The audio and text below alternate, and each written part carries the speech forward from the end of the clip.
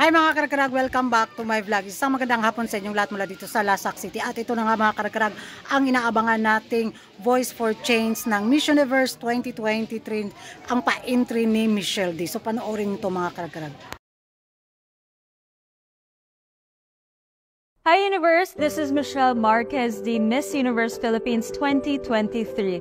And today, I'm about to talk about something that is very close to my heart, and that is towards autism acceptance, inclusivity, and empowerment. 3 foundational pillars to creating a more inclusive and sustainable world. 1 in every 100 children is born with autism. I'm a sister with 2 incredible siblings who are on the autism spectrum.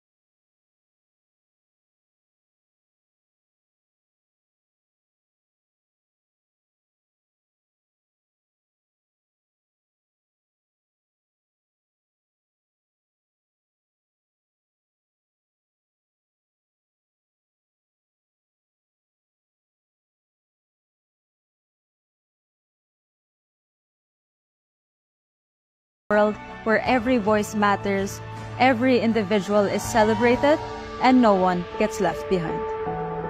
Yan ang mga karkarag narinig at nakita na ninyo ang Voice for Change ni Michelle D. Nung pinanood ko at pinakinggan ko ba, grabe, nalimbawt ang akong balahibo mga karkarag. Nag-goosebump si Kuragan.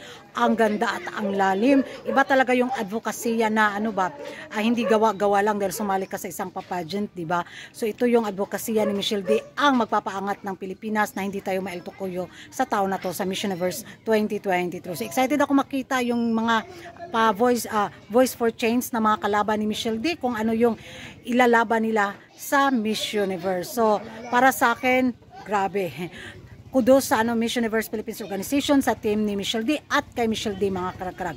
Ang ganda, walang tapon. So yan yung magiging reaction ko. Ewan ko sa inyo mga karag-karag kung ano yung magiging komento ninyo.